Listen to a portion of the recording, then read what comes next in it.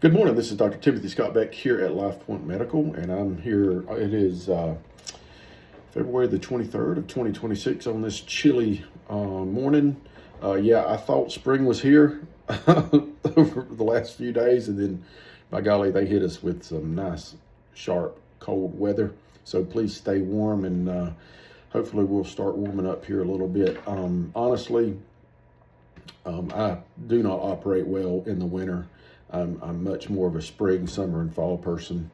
And I think that's normal.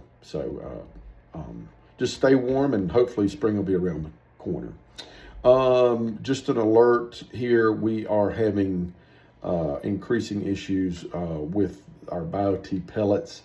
They've recalled a bunch of them, but it was a little bit under strange circumstances. I don't think there's any imminent patient danger related to what's going on. However, there is a delay in us getting the pellets. It has something to do with the FDA and the way the pellets are being produced.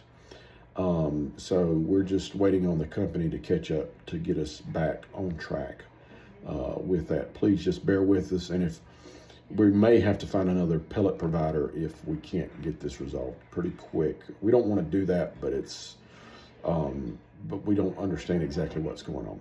But we do believe in the product, and they've delivered on us very well in the past. So we'll just have to see.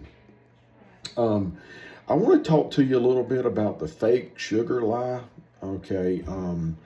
I still see lots of people who are relying on these artificial sweeteners to resolve or to mediate their weight, their diabetes, and their insulin issues.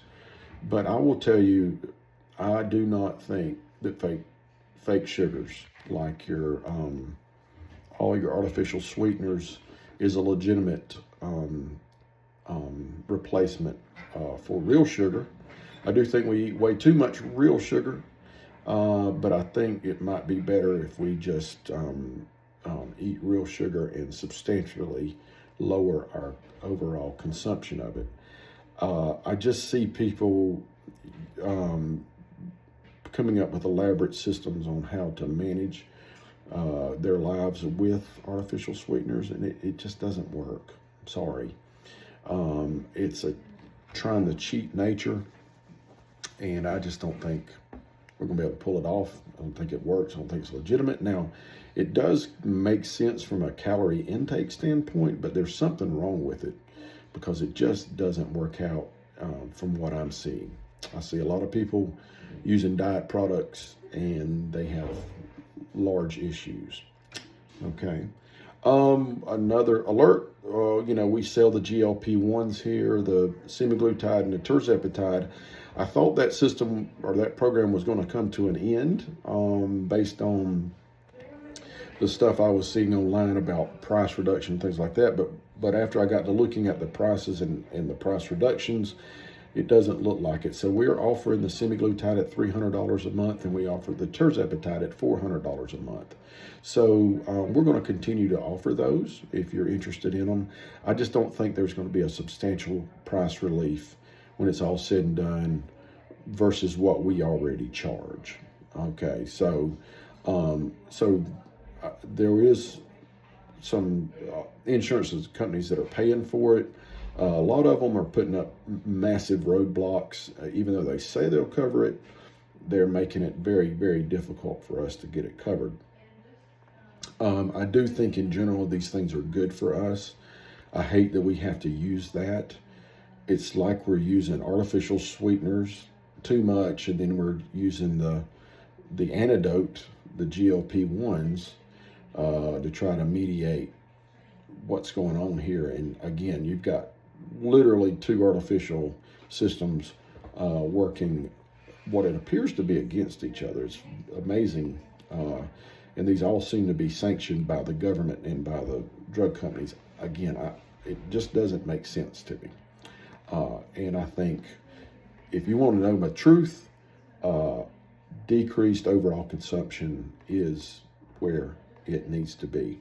Not necessarily what you eat, just the amount you eat of it. Okay?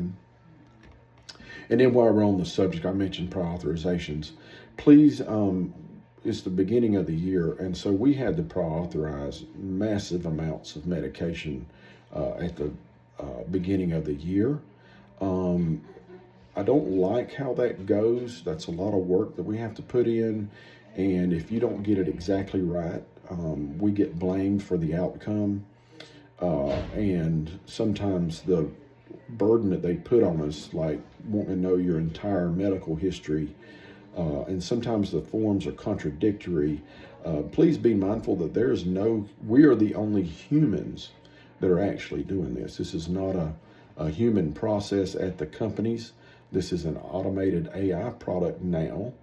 And so we're having to fight AI with human labor to try to get past these prior authorizations that are built into these systems. So just be patient with us as we try to mediate this situation the best we can.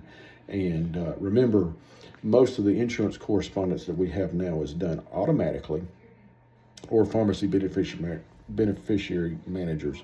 It's done automatically without human interaction. It's all computerized. We have to respond. Me and you are the humans that have to respond to the situation where they're just generating AI massive amounts of communication on a daily basis, and we're like literally the victims of it, and we're trying to figure out how we're going to mediate that in the future, because it has changed and it is more complex now.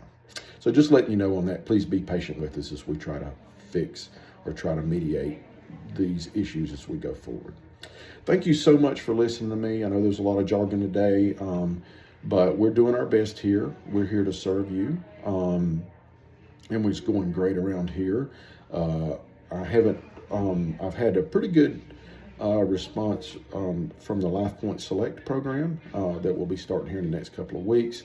If you're interested in that, I am isolating it to my patients specifically here in the office before I actually advertise it to the general public, just because I want to give my current patients first right of refusal on this deal. So thank you so much for the response we've had, and if you're interested in it, please give us a call, and I will sit down and talk to you personally about it if you have any questions. Thank you so much for listening to me. Have a great day.